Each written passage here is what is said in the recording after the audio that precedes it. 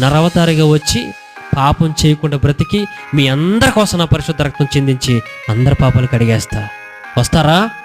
అయినా నమ్మట్లేదు ఎవడో, అయినా నమ్మట్లే. అప్పుడు భూమి మీదకి వచ్చేసాడాక రుజువు, సాక్ష్యం. నరుడిగా బ్రతికాడు, పాపం చేయకుండా బ్రతికాడు, పరిశుద్ధ రక్తం అయింది, సిలువ ఎక్కాడు, మరణించాడు, రక్తం కార్చాడు, సమాధిలో పెట్టబడ్డాడు, 3వ దినం నేను లేస్తానన్నాడు. మత్తయి సువార్త 28:6 ఏముంది? ఆయన ఇక్కడ లేడు. మంచి మాట కదా, చాలా వండర్ఫుల్ మాట అది. దూత చెప్తుంది అక్కడ కూర్చుని, సమాధిలో కూర్చుని, ఆయన ఇక్కడ లేడు, ఆయన తాను చెప్పినట్టే లేచి ఉన్నాడు. ఎంత మంచి మాట అండి. ఈరోజు అదే వాక్యం పెట్టా.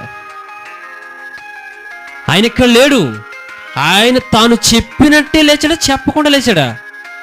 ఎంత గట్స్ ఉండాలని. ఇంకా నమ్మకం, ఇంకా నమ్మకపోతే ఇంకా అంత బుద్ధిహీనుడు ఇంకా